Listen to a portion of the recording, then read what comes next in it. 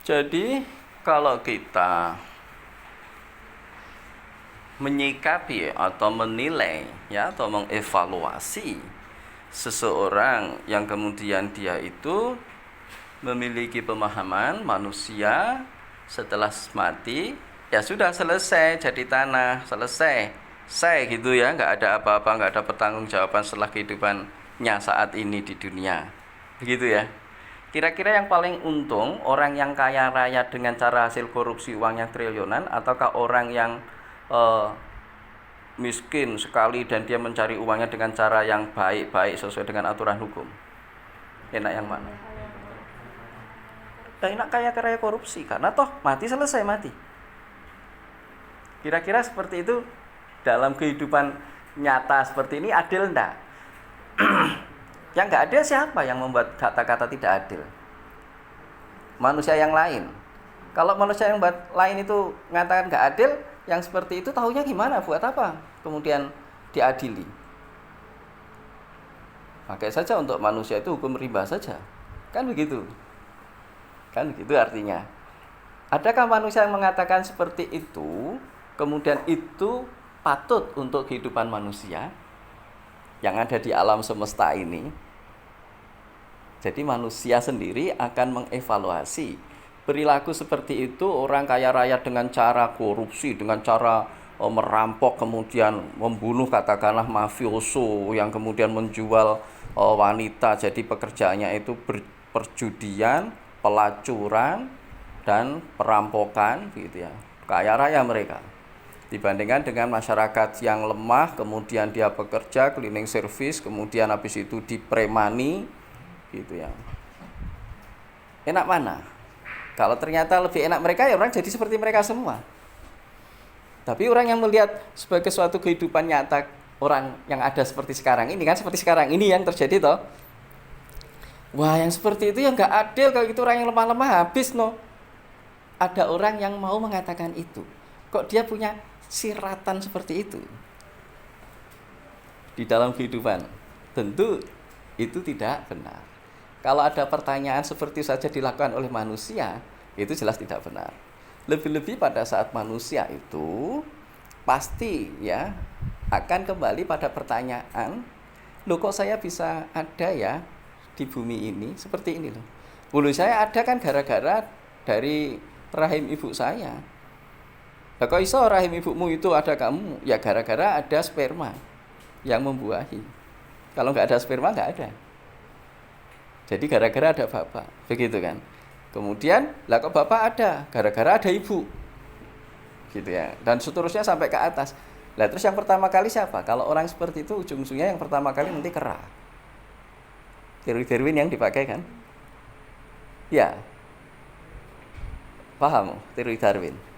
Ujung-ujungnya dibuktikan teori Darwin, ternyata teori Darwin salah. Berarti nggak mungkin dari kera manusia.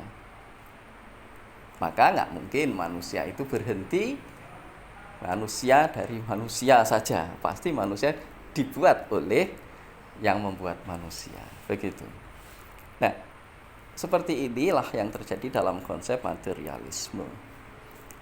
Pasti akan salah. Nah, orang yang seperti itu kalau ngeyel diberitahu seperti itu, memang itu sudah ditutup hatinya atau logikanya.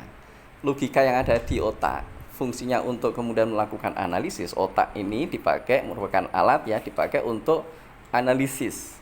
Analisisnya disebut berpikir. Kalau objek yang dianalisis itu mudah-mudah saja ya, sampai mendalam.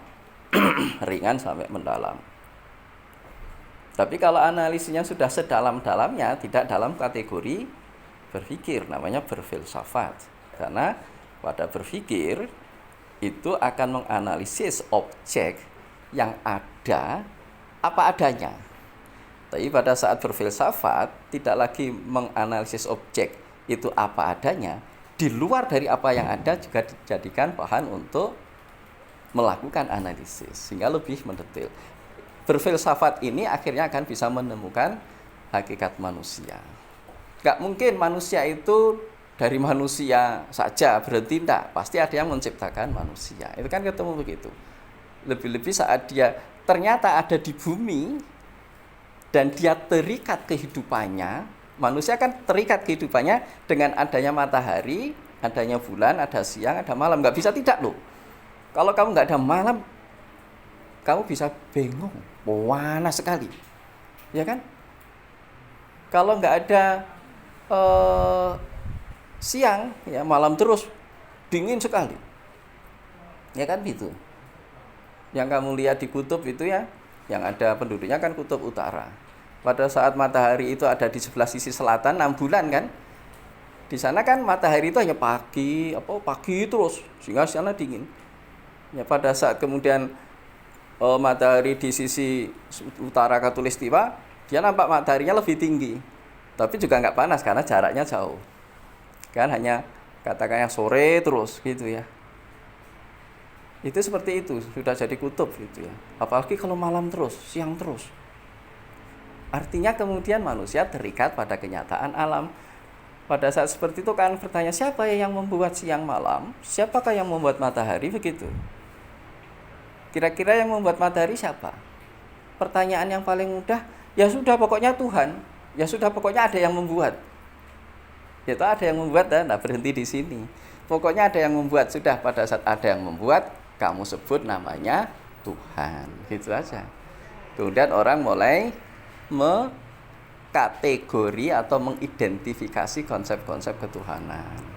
Nanti muncul konsep ketuhanan itu dengan dewa-dewa, dengan macam-macam. Yang ujung-ujungnya itu semua pernah dilakukan oleh Ibrahim. Oh matahari itu Tuhanku, oh bintang itu Tuhanku, gitu kan. Ibrahim kan melakukan apa yang disebut dengan silogisme. Ya, sudah melakukan logika. Yang kemudian diberi ilham yang disebut dengan hidayah.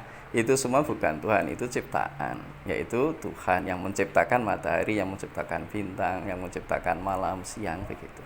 Nah, jadi sebenarnya orang seperti itu orang yang tidak mengenal bagaimana baik buruk. Nah, harus diberitahu, begitu. Itu yang filsafat seperti itu sudah banyak sekali, dan Darwinisme akhirnya menghasilkan komunisme atau menghasilkan sosialisme. Sosialisme itu akhirnya komunisme. Karena pada saat itu memang melihatnya semua dari konsep-konsep materi. Baik, begitu.